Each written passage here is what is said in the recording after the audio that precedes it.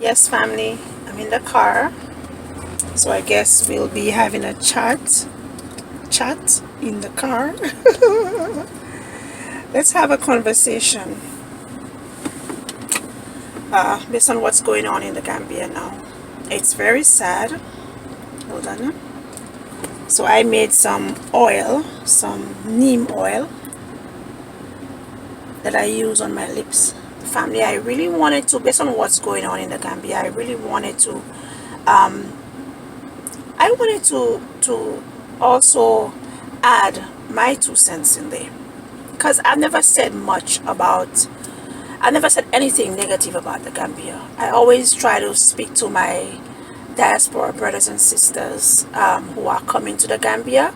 I love my people, and I think it was when I speak and when I say certain things, I always do everything I say. As a matter of fact, it always comes from a place of love, always comes from a place of positive and a place of just wanting us to enjoy life here in the Gambia.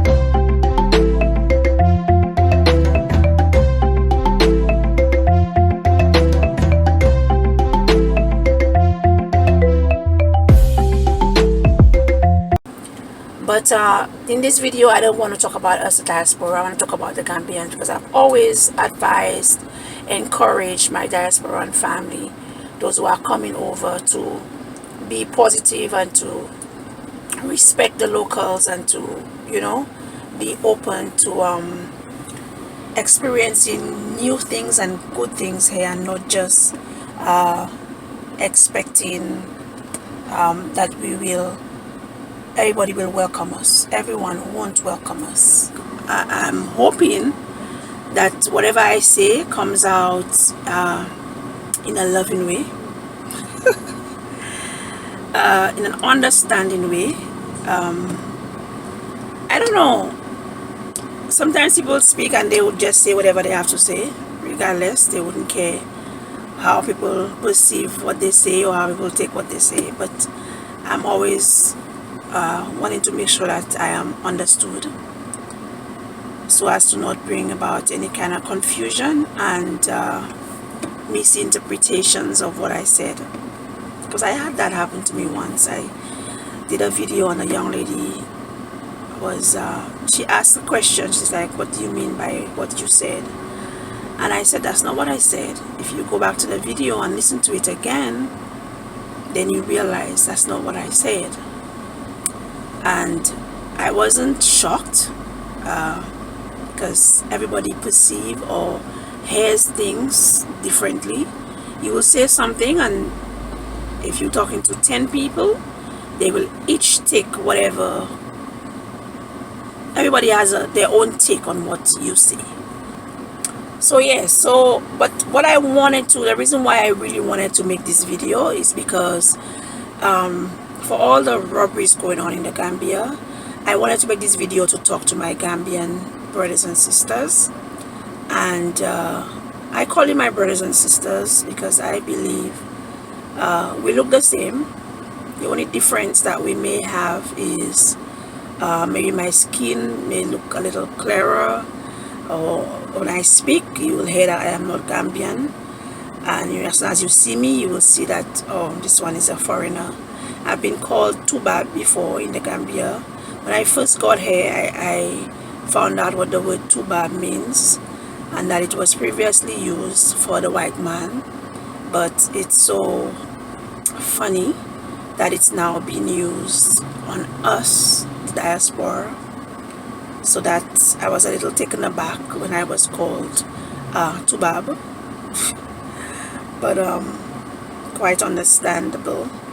And that's the thing, when we are given those names, it shows that the Gambians, well, should I say the Gambians, or should I say most of them, those who have not traveled, those who don't understand what it is like being in the West and having to struggle right? And work 2-3 jobs what you have. And then when you work, you have to pay bills, and barely having anything left over for savings or for anything else. And if you do have something left over, it's because you have a job that pays you a little more. So you're able to pay those bills, pay your rent, pay whatever it is, and still have a little left over to save.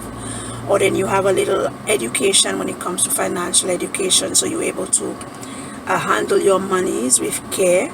So those of us who come out with having a little more savings than others, then you know that we did good with our monies.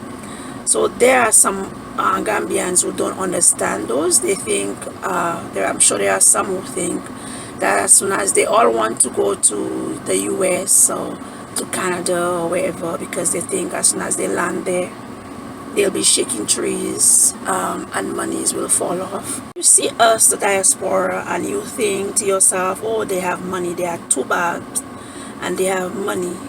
And then some of you might think, you have the money, then you should share it. So you don't even come and say, Mom, do you have a work that you want me to do? Do you want me to help you out in your yard?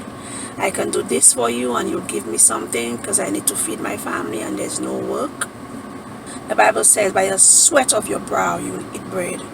And if you're not willing to sweat for that money, if your sweat is one that will not give you a legal or a good means of making money, then that's not eating by the sweat of your brow. That's robbing me of what I worked very hard for, what I sweat for, to put food on your table. So that's not you sweating. And you see a lot of the youth and a lot of the young people, they're just about the place, sitting down, not finding anything to do. And even those who you call in to work and to do something, they come and they say they have a trade to do something, but then they don't take their time to do what it is that you are paying them to do. But I don't think there's any one of us who are coming here and who will not have you work and pay you, right? So all you have to do is just ask for a job, ask to do something around the house. They will do a job for you and they'll charge you that amount of money. And if they do the job and it's not done properly and you come and say, oh, this job is not done properly, I paid you, it's not done properly, they will never go back and fix what they did. Never. You would have to pay them to go back to do that very same job. And I don't want to go on and on about it. My point of bringing it out because I feel that it's very sad. It's very sad. And there are so many of us who are coming here with the mindset of coming and helping. But then some people would say, oh, the diasporans, the Gambians don't need charity. They don't need nobody to change them. They don't need, you understand? But there are so many people who need charity here. There are so many people who need help. And if we're going to behave that way, if we come and we constantly receive the same treatment, how joyful would we be to want to give charity? How open would we be to want to invite and integrate here in the community? A lot of people talk about integrating. Sometimes I don't think most of them know what the meaning of the word is. It's not easy to come and be seen as a tubab, as one who has a lot of money and all you see me as is money, and then for me to come and integrate. It's not an easy thing, and it's a very risky one too. Integrating, like I need to behave like you, open my doors to you, and you understand, people can walk in my gate and say, hey, anybody there? And you come in, walk into my yard, which is what I see the Gambians do. And I love that culture. The kids would be thirsty while walking on the street and they can go into anybody's compound because they know that there is a tap on the outside that they can drink water. They don't even have to ask the owner of the house to come in to drink water. When I got here, I was shocked to see that. I was shocked to see that. And it touched me. I was like, wow. So one time I was sitting at the boutique and a little girl came to the shop. She said, "Auntie, can you help me cross the street?" Guys, you won't believe how that touched my heart. She came up to me at the boutique because I guess she didn't see anybody around on the street on the side that she was, to ask for help to cross the street. And she came into the boutique and said, "Auntie, could you help me cross the street?" I walked out of the boutique because I've seen the elders, I've seen the Gambians help the little ones cross over. Gambian men, I've seen them do it, help them cross over. So I knew exactly what she was saying. I wasn't like, "What do you mean, come and help you cross the street?" Like, what do you mean? You understand? I knew exactly what she was saying. Help me cross the street, as in she wants to be cross the street safely. So she sees me as an elder, so she comes to me and say, "Auntie, can you help me cross the street?" Or "Auntie," they come and say, "Auntie, can I have some water?" Because sometimes the gate at the gate for the house is locked if the landlord is not there, and they're not able to enter in the yard. So she'll come and ask me, "Can I have water?" You understand? And that's the way that they behave. Even the Gambian men, they are so tender and affectionate to the little ones that they will see them and they will call them and hold their hands and walk across the street with them, because that's their culture, that's them as a people. So how safe is that for us to do? As a diaspora, how safe are we if we allow that to happen with our compounds, that the gate is wide open and anybody can just walk in to drink water? How safe would we be? You understand? So it's not the same when you say about integrating. I guess the most we can integrate is to learn the language, you understand, learn the language, try to be with the people or whatever. I don't even understand how exactly people would say you need to integrate with the community. To me, that's just learning the language and just being there with the people, not always driving your vehicle, but walking, taking a walk to go to the supermarket, or, you understand, try to live life like them. To me, that's the only kind of integrate we could integrate, because them leaving their gates open, that anybody could walk in to come and drink water, or anybody could walk in and say, "Hey, who's there?" and start talking. We can't do that being here. You understand? We will not be safe doing that. You understand? So how much, when you ask for integration, how much do you think that we will feel safe in integrating with the Gambians? So I think it's a two-way street, right? We come in treating them with respect, but yet we have to get that same respect.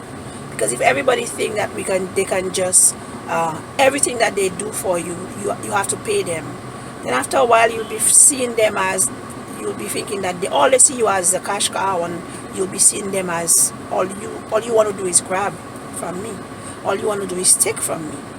So there will not be any trust, and there will not be that kind of camaraderie anyways amongst us. I'm listening. Well, I mean, integration is a beautiful question, and I like what you say. But to add to that, integration, it's going to go both ways. Plus, integration is over a period of time, and then you have different level of integration or integrating with each other. So over a period of time, you get to understand some of the folklore, some of the culture. For us, some of the nuances with the languages and the barriers. So we are learning, some of those language. But when it gets to the other level of integration, down to mannerism and stuff like that, then those things would definitely take even different time. But integration on a whole, it's a very big word, and in the sense of like a tree, and it has many fruits, and then uprooting that tree and with the fruits to a different country, climate, political atmosphere, all different type of things. So then it's going to make the whole entire thought of integration. So once the process start, then like a tree, it will develop.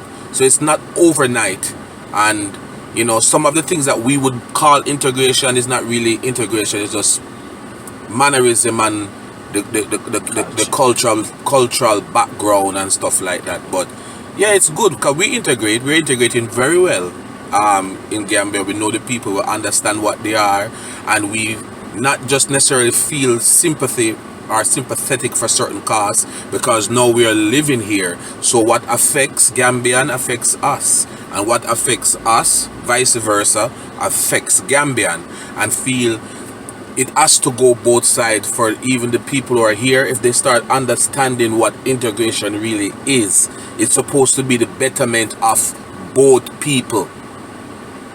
I mean, that's my 2 cents. Yeah, so when people grab onto the word integration, they say, oh, you guys don't even want to integrate into the culture, you guys want to come and build and start buying land and just build and have your own communities and doing your own thing, and you don't want to integrate and you don't want to integrate. It's like it's a word that is being used rather broadly, like they just say, oh, integrate. But what does that mean really?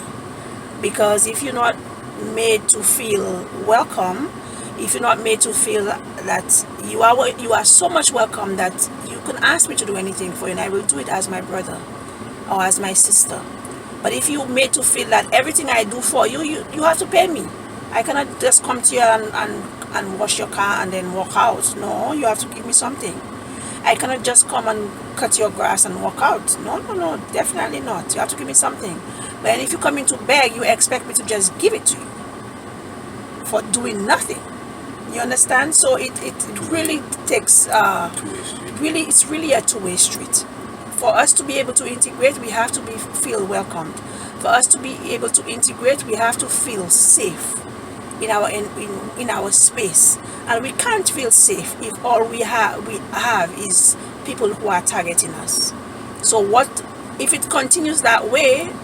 What's going to happen is that the diaspora, we're going to be putting more fences between us, more walls going up, not as big as Trump wall, but walls will go up, right?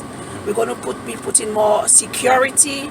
We're going to be putting all kind of things to prevent the people from coming into our yards. Then again, an idea comes to mind. Yo, so Wagwan, long time no see. How you doing? Very good, very good, very good. Where were you? I go to Guinea. Oh. Guinea. So you love it down there, eh? Yeah. Of course you love it down there. I could. Nice to see you. Alright? You look at family. So guys, that's integration. So the people in the neighborhood knows us that well, and my husband is always, talking to the young guys and always mixing with them. We would cook and,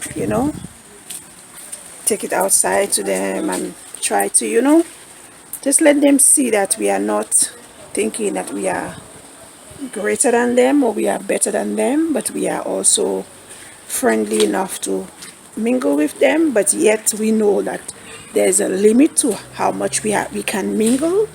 You understand? So even thinking about integration also, it can be on an individual level too.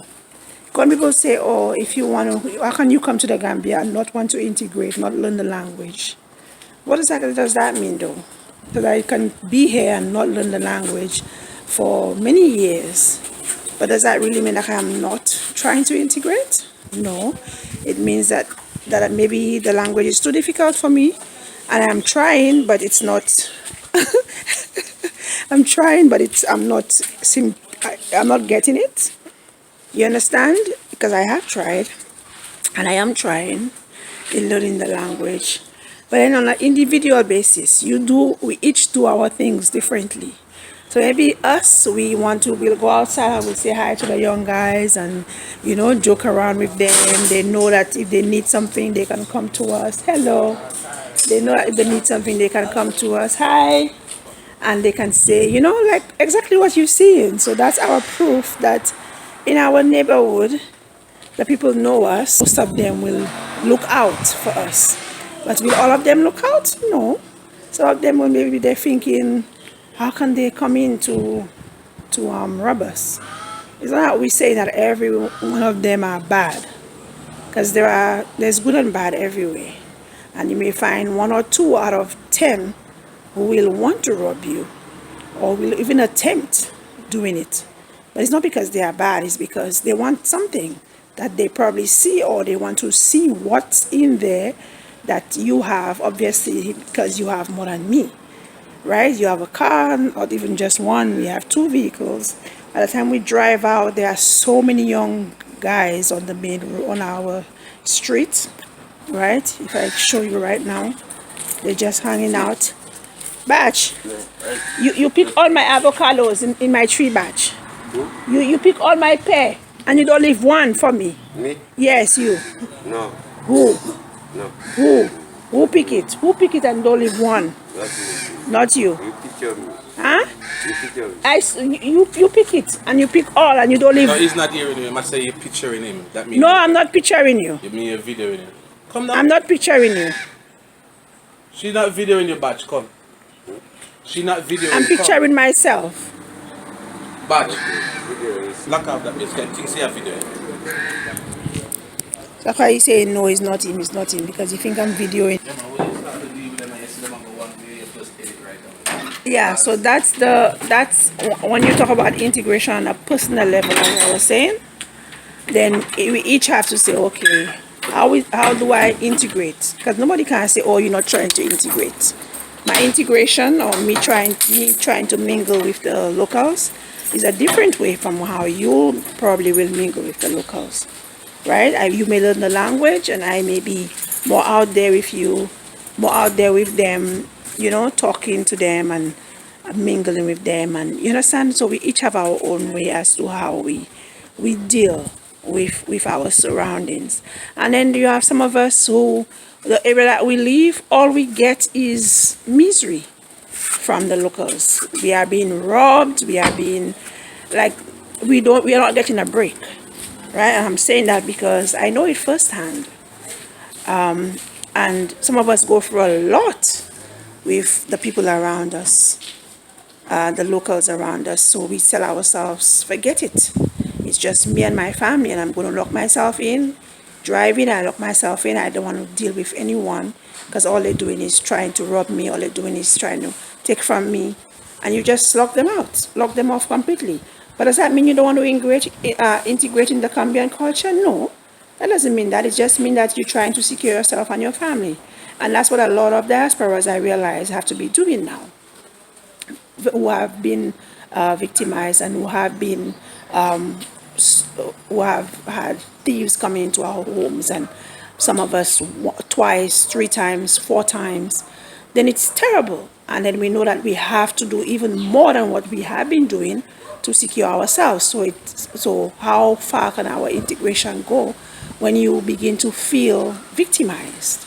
So it's a very wide subject. It's not something that we should just skip. It's not something that the Gambians should be saying that we're not trying to integrate. I think it's a two-way street. You guys, the Gambians, should try and learn us as a diaspora, whether we're coming from the Caribbean, whether we're coming from Canada, whether we're coming from America, wherever we're coming from, whether we're coming from the UK. Sorry, an ant was yumming at my feet. Whether we're coming from the UK, you have to, each person individually need to understand the other person, to understand where we're coming from. We cannot be all grouped into one basket. Same way we will not group Gambians into one basket. The Gambians should not group all of us into one basket either. And it's individually. And if it happens like that, then we all be able to live in peace. But that's the main goal, to live in peace. But if we don't feel at peace, if we don't feel that we are welcomed, then of course people will put up walls. You understand? So it's a two-way thing, and I think it's something that we should begin to talk about. Maybe we should have sessions where we meet in our communities, where we meet and we sit down and we get to know each other, we get to talk, and we get to have both sides see where we are coming from. And when we say the Gambians or whatever, it doesn't mean that we are including every single one with God. It's not every single person. It's just when you feel like on every angle, every end, like everything, it's like people just taking from you here and taking from you here. Nobody's giving. Nobody is opening their arms to you, but they're just taking. Then it begins to feel rather, you begin to feel rather burdened, and that's when people start saying the Gambians, the Gambians, the Gambians. But nobody's attacking the Gambians. So I think our main thing now is to begin the conversation as to what exactly, how we can properly understand each other to get along. All right. Thank you so much for listening to me. As always, I'm the Hungry Mom. Do stay safe, as we are safe in the Gambia. Yeah, bless.